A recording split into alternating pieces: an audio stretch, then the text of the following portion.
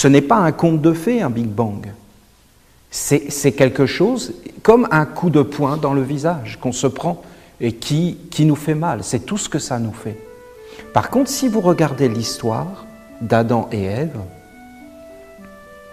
c'est une légende, c'est un mythe. Vous pensez bien qu'il n'y a pas un homme et une femme qui ont mangé une pomme avec un serpent. Mais en vérité, cette histoire cache nos origines.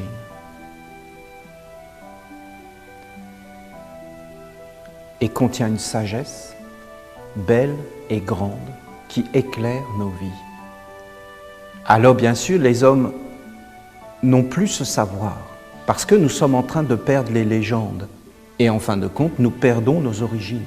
Car rien ne peut mieux expliquer nos origines que cette histoire d'Adam et Ève. Histoire universelle. Parce que dans toutes les traditions, dans tous les peuples, et notamment dans les peuples premiers, vous aurez toujours cette histoire d'Adam et Ève, même s'ils ne s'appellent pas Adam et Ève. Ils s'appellent avec des autres noms, mais c'est toujours des ancêtres. Et la vie est venue des ancêtres. Et il y a une continuité. Je ne suis pas sur la terre pour rien. Je suis sur la terre pour arriver à un aboutissement. Et il n'y a pas que moi. Il y a des ancêtres derrière moi, beaucoup d'hommes, beaucoup de femmes qui ont parlé, qui ont prié, qui ont cherché. Et la vie est collective.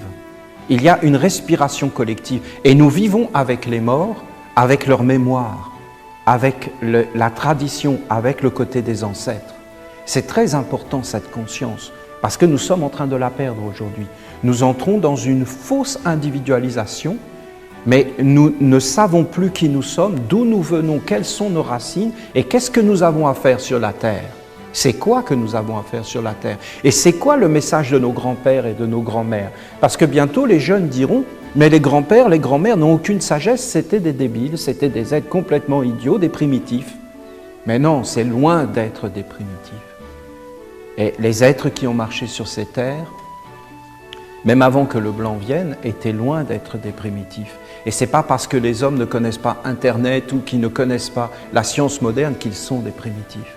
Il y avait des êtres beaux dans toutes les cultures. Il y avait quelque chose de sacré et de moral, une vision beaucoup plus grande de la vie qu'on ne voit pas. Nous avons besoin maintenant de nos origines, beaucoup plus que nous croyons, pour nous rassembler les uns les autres.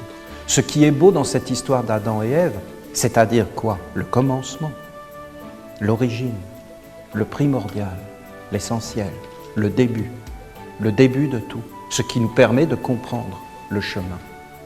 Dans cette histoire d'Adam et Ève, ce qui était beau, vraiment beau, c'est que c'était un homme et une femme qui sont le père et la mère de toute l'humanité. Ça veut dire que nous sommes une famille. Et ça veut dire qu'il n'y a pas plusieurs peuples, plusieurs races.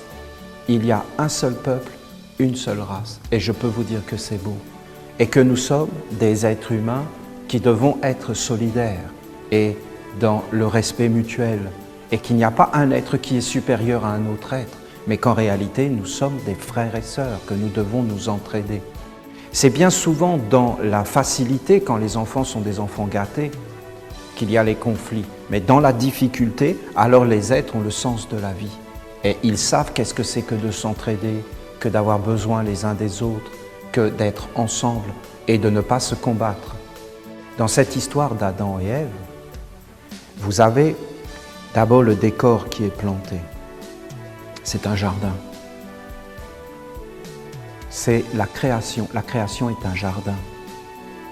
Alors, un enfant, il entend que la création est un jardin, alors il l'imagine avec des fleurs, avec des arbres fruitiers.